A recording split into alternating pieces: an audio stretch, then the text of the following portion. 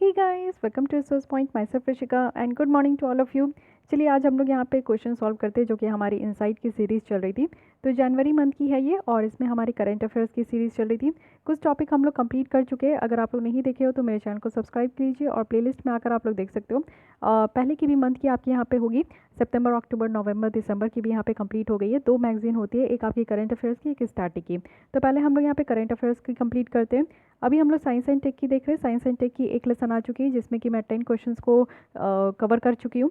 तो आज हम लोग रेस्ट ऑफ द क्वेश्चंस को यहाँ पे सॉल्व करेंगे। और हाँ, मेरे आंसर देने से पहले आप लोग को पहले आंसर देनी है और टोटल कितने मार्क्स आते हैं आपको आउट ऑफ टोटल क्वेश्चंस में से, वो आपको मेरे साथ कमेंट बॉक्स में शेयर करनी है। तो चलिए स्टार्ट करते हैं आज की क्विज़। तो आज की क्विज़ हम लोग की स्टार्ट होगी 11th क्वेश्चन से, लेकिन आज की ये हमारी फर्स्ट क्वेश्चन होगी।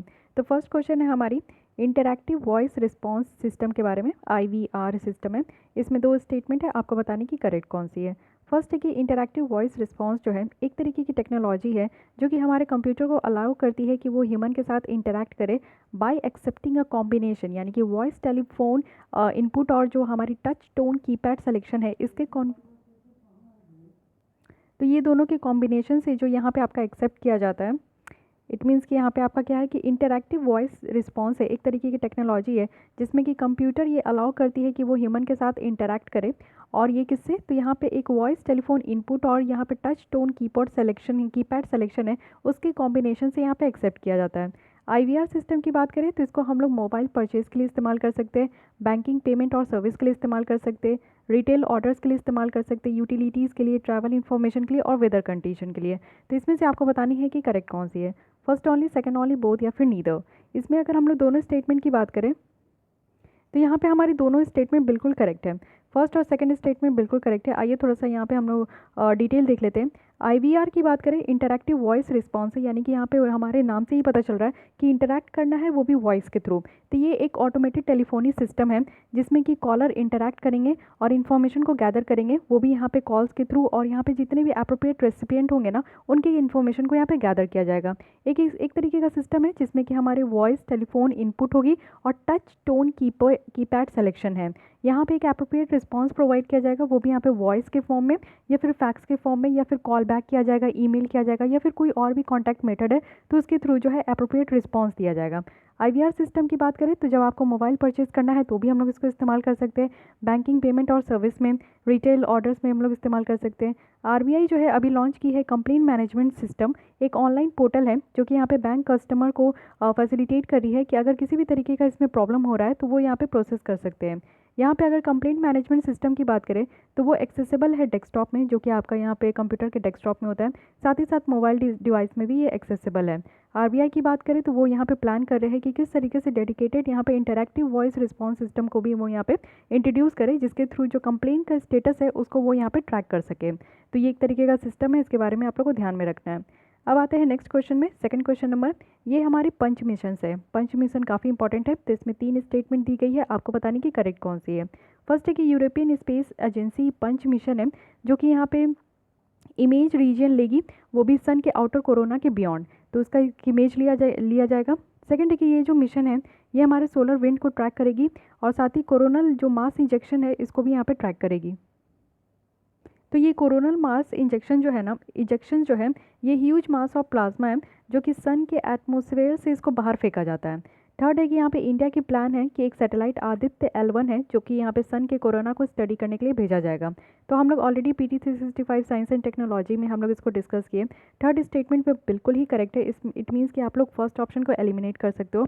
अगर आप लोग को ये नहीं पता है कि ये किसकी एजेंसी है तो फिर आप लोग को यहाँ पे डाउट होगा, लेकिन अगर आप लोग को पता चलेगा कि ये यहाँ पे यूरोपियन स्पेस एजेंसी की ये आपकी मिशन नहीं है तो फिर उसके बाद यहाँ पे आप लोग क्लियर हो जाओगे और करेक्ट टू द आंसर आप एकदम तुरंत पहुंच जाओगे। सेकंड एंड थर्ड स्टेटमेंट यहाँ पे बिल्कुल करेक्ट है। नासा की है पंच मिशन जो कि यहाँ पे इमेज लेगी सन की, और ये एक लैंडमार्क मिशन है जो कि यहाँ पे सन के बियॉन्ड भी यहाँ पे मिशन यहाँ पे आपका इमेज लिया जाएगा, सन के बियॉन्ड भी, तो इसलिए आप लोग को ध्यान रखना है। पंच का यहाँ पे आपका फुल फॉर्म है polarimeter to unify the corona and heliosphere. तो इसी तरीके का हमारा भी यहाँ पे भेजा जा रहा है आदित्य L1 है जो कि हमारे सन के कोरोना को, यानी कि आउटर सरफेस जो होती है सन की, उसको हम लोग कोरोना कहते हैं, इसी को स्टडी करने के लिए आदित्य L1 भेजी जा रही है। तो ये दोनों का याद रखना है, हमारे इंडिया से आदित्य L1 एंड नासा से पंच मिशन। अब आते हैं third question of the day. यहाँ पे है हमारी पोलियो वायरस से रिलेटेड। तो फर्स्ट स्टेटमेंट है कि फॉर ए कंट्री जिसको यहाँ पे पोलियो फ्री डिक्लेयर करना है, तो वाइल्ड ट्रांसमिशन जो सारे वेरिएंट होते हैं पोलियो वायरस का, तो उसको रोकना होगा। सेकेंड है कि पोलियो इरेडिकेशंस के लिए, यानी कि पोलियो हटाने के लिए जो केसेस है दोनों वाइल्ड और जो वैक्सीन डिराइव्ड पोलियो इन्फेक्शन है, उसको भी रिड्यूस करके जीरो में लाना होगा। थर्ड है कि अगर लास्ट 1 ईयर में देखें, कोई भी इंडिया के नेबर कंट्री जो है ना, एक्सेप्ट पाकिस्तान और अफगानिस्तान जो है, उसमें पोलियो केसेस नहीं देखने को मिला है। तो इसमें आपको करेक्ट बताना है first and second, first and third, second and third, first only. तो यहाँ पे आपको करेक्ट बतानी है। ये थर्ड स्टेटमेंट में ज़रा सा आप लोग सोच के देखिएगा, ये थर्ड स्टेटमेंट बिल्कुल इनकरेक्ट है, फर्स्ट एंड सेकंड करेक्ट है, इसलिए हमारे यहाँ पे करेक्ट स्टेटमेंट ए हो गई। अब यहाँ पे हम लोग और स्टेटमेंट फर्दर देख लेते हैं। यहाँ पे जो है 3 वेरिएंट है पोलियो वायरस की, नंबर किया गया है 1 से 3। उसके बाद यहाँ पे जो आप देखोगे कि कोई भी कंट्री जिसको डिक्लेयर करना है पोलियो फ्री, तो वाइल्ड ट्रांसमिशन जो होती है ना, तीनों तरीके की यहाँ पे जो पोलियो है वो यहाँ पे स्टॉप होना होगा। इरेडिकेशंस के लिए दोनों केसेस, यानी कि वाइल्ड और जो वैक्सीन डिराइव्ड पोलियो इन्फेक्शन है, उसको यहाँ पे जीरो होना होगा। लास्ट 1 ईयर में देखें तो पोलियो जो है ना कम बैक हो गया है कुछ कंट्रीज़ में, जैसे कि फिलीपाइंस से, मलेशिया, गाना, म्यांमार, चाइना, कैमरून, इंडोनेशिया और ईरान में मोस्टली जो वैक्सीन डिराइव्ड पोलियो इन्फेक्शन है वो हो गई है। तो ये सारी कंट्रीज़ जो है ना वो वाइप कर दी है वायरस को, और वो बहुत टाइम से, लेकिन लास्ट कपल ऑफ डिकेड में हम लोग देखें कि इस कंट्रीज़ में फिर से मलेरिया की जो पेशेंट है वो देखने को मिले। तो ऐसा नहीं है, एक्सेप्ट वहाँ पे हमारी पाकिस्तान और अफगानिस्तान कहा गया था स्टेटमेंट में, लेकिन आप लोग देख सकते हो कि म्यांमार भी है, चाइना भी है। तो ये सारी भी कंट्रीज़ है जो कि यहाँ पे आप लोग, चाइना है जो कि हमारी ये नेबरिंग कंट्री है, तो इसमें भी अभी फिर से वापस यहाँ पे केसेस आ चुके हैं। अब आते हैं फोर्थ क्वेश्चन में, ये फिर से यहाँ पे पोलियो के बारे में। तो पोलियो वायरस थी, अब ये पोलियो के बारे में। फर्स्ट है कि पोलियो जो है पोटेंशियली डेडली डिजीज़ है जो कि हमारे नर्वस सिस्टम को अफेक्ट करती है। सेकंड है कि जो पोलियो इन्फेक्शन है वो ईजिली प्रिवेंटेबल है वैक्सीन के थ्रू। थर्ड है कि इंडिया में अगर हम लोग देखें 2010 में, तो इंडिया जो डिक्लेयर कर चुकी थी पोलियो फ्री, वो भी 3 years on the zero cases में, जीरो केसेस के 3 ईयर्स के बाद हम लोग यहाँ पे पोलियो फ्री डिक्लेयर कर दिए थे। तो आपको करेक्ट बतानी है first and third, second and third, first and second, first second third. तो यहाँ पे अगर हम लोग बात करें, फर्स्ट बिल्कुल सही है, सेकंड भी सही है, पोलियो इन्फेक्शन जो है ये प्रिवेंटेबल है वैक्सीन लेने से, लेकिन थर्ड यहाँ पे इनकरेक्ट है। सो हमारी करेक्ट आंसर यहाँ पे सी हो गई, first and second statements are correct. तो अगर हम लोग यहाँ पे देखें तो ये तो आप लोग पढ़ लीजिएगा पूरा, यहाँ पे आपका दिया गया है पूरा पोलियो के बारे में। जो यहाँ पे वायरस है वो मल्टीप्लाई होती है, यानी कि आप लोगों को पता है कि जो पोलियो वायरस होती है वो मल्टीप्लाई करती है, और साथ ही साथ जो है पैरालिसिस हो जाती है इसके कारण, अगर यहाँ पे अच्छी तरीके से ट्रीटमेंट नहीं हो। नर्वस सिस्टम में ये घुस जाती है वायरस और उसके साथ पैरालिसिस हो जाती है। एक बार ये हो गया तो पेशेंट जो है ना वो पूरे लाइफ तक इसको झेलती है, कोई भी ट्रीटमेंट ऐसा नहीं है जो कि इसको ठीक कर दे। इसलिए इस पोलियो को हम लोग डिडेट कहते हैं, यानी कि एकदम मतलब कि मरते दम तक आपका ये साथ रहेगी। अगर हम लोग कुछ जुलाई 2014 में देखें, तो 2014 में इंडिया डिक्लेयर की थी पोलियो फ्री, वो भी 3 ईयर्स के बाद, जब यहाँ पे जीरो केसेस होने लगी थी, 2010 में नहीं 2014 में। ओके, अब आते हैं 5th नंबर क्वेश्चन में। यहाँ पे मिशन शक्ति से रिलेटेड है, जो कि बहुत ज़्यादा इंपॉर्टेंट ये आपकी मिशन है, करेक्ट आपको बताना है। फर्स्ट है कि मिशन शक्ति जो है एक एंटी सैटेलाइट मिशन टेस्ट है जो कि DRDO के द्वारा कंडक्ट किया गया था। सेकंड है कि यहाँ पे इंडिया जो है ना, इससे क्या हुआ कि इंडिया एक एलाइट क्लब को ज्वाइन की है जो कि सुपर पावर की है, और इसमें कैपेबिलिटीज़ है कि हम लोग सैटेलाइट को टारगेट कर सकते हैं आउटर स्पेस में। थर्ड है यहाँ पे कि जो आउटर स्पेस थ्योरी ट्रीटी है वो प्रोहिबिट करती है सिर्फ विपिन, यानी कि जो मास डिस्ट्रक्शन का विपिन है आउटर स्पेस में, इसी को यहाँ पे खाली प्रोहिबिट करती है। तो आपको करेक्ट बताना है first and second, first and third, उसके बाद second and third, first second third, तीनों में बतानी है कि आपको करेक्ट स्टेटमेंट कौन सी है। तो यहाँ पे अगर हम लोग देखें तो तीनों स्टेटमेंट बिल्कुल करेक्ट है, इट मीन्स कि हमारी डी स्टेटमेंट यहाँ पे करेक्ट है, डी ऑप्शन करेक्ट है। ओके, तो 27 मार्च को DRDO जो है वो मिशन शक्ति कंडक्ट करी थी, एक एंटी सैटेलाइट मिशन टेस्ट है जो कि यहाँ पे doctor APJ Abdul Kalam island से इसको लॉन्च किया गया था। वन ऑफ द इंडिया की एग्जिस्टिंग सैटेलाइट ऑपरेट हो रही थी लोअर ऑर्बिट में, तो इस मिशन में उसको यूज़ किया गया था, और ये जो टेस्ट है ये सक्सेसफुल थी सारे पैरामीटर में। तो इंडिया जो है अब यहाँ पे स्पेस कैपेबिलिटीज़ में काउंट हो रही है, और हम लोग जो है यहाँ पे टॉप लेवल पे आ चुके हैं। इंडिया जो है सक्सेसफुली डेमोन्स्ट्रेट कर चुकी है कि अब हमारे पास इस तरीके की कैपेबिलिटीज़ है कि हम लोग किसी भी सैटेलाइट को टारगेट कर पाएंगे, वो भी आउटर स्पेस में। तो इंडिया जो यहाँ पे ग्रुप को ज्वाइन की है, इसमें हमारे से पहले इस तरीके का जो एक्सपेरिमेंट है वो USA, रशिया और चाइना ऑलरेडी कर चुकी है।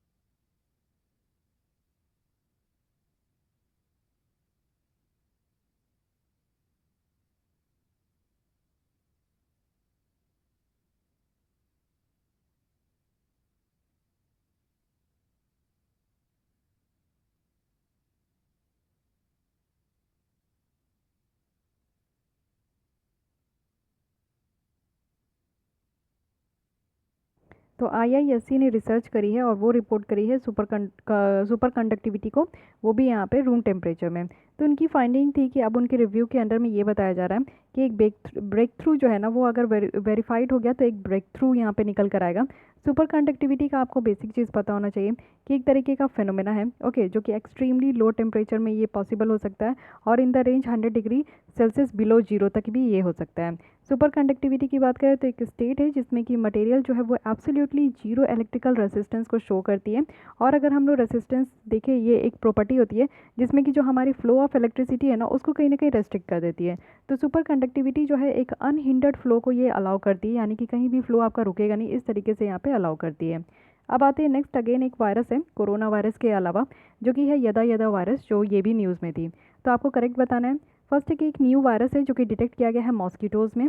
सेकंड है कि रिसेंटली यदा यदा वायरस जो है वो आउटब्रेक हुई है और इसको रिपोर्ट किया गया था चाइना में।